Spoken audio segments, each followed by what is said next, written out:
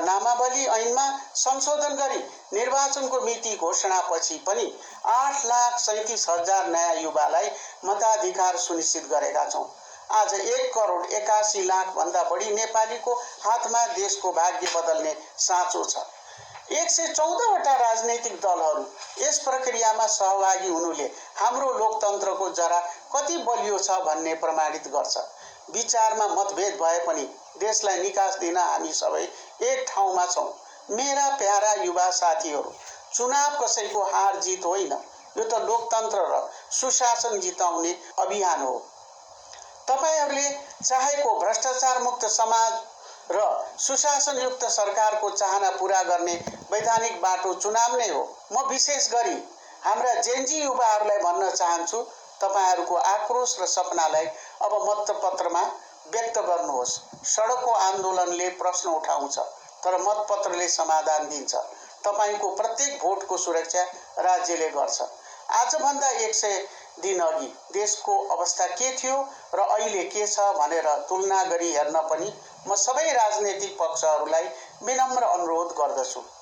असामान्य परिस्थितिलाई सामान्य अवस्थामा फर्काउन मेरो मन्त्री परिषदका सदस्य, सुरक्षा निकाय, राष्ट्र सेवक र नागरिक समाजका सदस्यहरूले अथक प्रयास गर्नुभएको छ।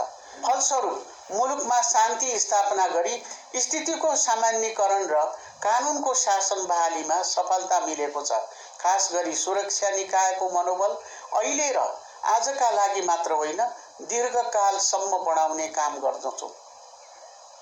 विगतमा शक्तिको आडमा दबाउन खोजिएका अपराध र भ्रष्टाचारका प्रकरणहरूमा अनुसन्धान गर्ने निकायहरूले हाल पूर्ण व्यावसायिक स्वतन्त्रताका साथ कारबाही अघि बढाएका छन्।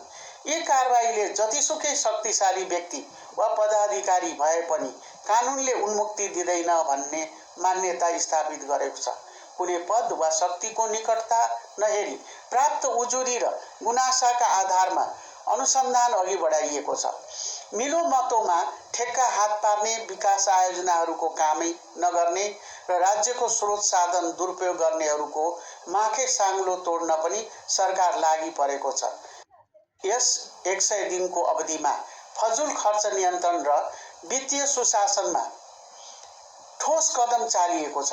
पदमा रहँदा र अवकाश भइसकेपछि पनि कतिपयले लिइरहेको अनधिकृत र अवांछित सुविधा कटौती गरेर जनताले तिरेको कर जोगाइएको छ। मापदण्ड विपरीत खटिएका 500 सुरक्षाकर्मी र सवारी साधनहरू फिर्ता गरी जनताको सेवामा परिचालन गरिएको छ। अनावश्यक 38 वटा कार्यालयहरू खारेज र 323 वटा दरबन्दी कटौती गरेर राज्यको व्ययभार घटाएको छ। 1 खर्ब 19 अर्ब रुपियाँ बराबरको बजेट पुनः प्राथमिकीकरण गरी विकासका ठूला आयोजनामा स्थानान्तरण गरिएको छ। थलिएका व्यवसायीहरूका लागि एकीकृत व्यवसायी पुनरुत्थान योजना कार्यान्वयनमा ल्याइएको छ। हेलो सरकार मार्फत 50,000 भन्दा बढी गुनासाहरू सम्बोधन गरिएको छ। काठमाडौँमा दैनिक 20 करोड लिटर मेलम्चीको पानी सुनिश्चित गरिएको छ र राष्ट्रिय प्रसारण लाइनमा 101 मेगावाट विद्युत थपिएको छ। जेनजी आन्दोलनको भावना अनुसार यो सरकारले सुशासन र निर्वाचनलाई नै अर्जुन दृष्टि बनाएको छ। म सम्पूर्ण नेपाली दाजुभाइ दिदीबहिनीहरूमा राष्ट्रिय एकताका लागि आह्वान गर्दछु। चुनावमा कसले जित्छ वा कसले हार्छ त्यो गौण कुरा हो। हाम्रो लोकतन्त्र र राष्ट्रियताले जित्नु नै सबैभन्दा ठूलो कुरा हो। अराजकताले कसैलाई खुसी दिँदैन, केवल शान्ति र स्थिरताले नै समृद्धिको ढोका खोल्छ। हामीले खोजेको परिवर्तन एकै दिनमा प्राप्त हुने उपलब्धि होइन, यो त एउटा लामो र अविराम यात्रा हो। यस ऐतिहासिक परिवर्तनलाई संस्थागत गर्न हामी सबैबाट अथक पसिना र समयको माग गर्ने धैर्यको खाँचो छ। आउनुहोस् हामी फागुन 21 गतेको निर्वाचनलाई परिवर्तनको ढोका उघार्ने एक राष्ट्रिय अनुष्ठानका रूपमा सम्पन्न गरौं। राष्ट्रिय एकताको सूत्रमा बाँधिएर देशलाई नयाँ दिशातिर लैजाउँ।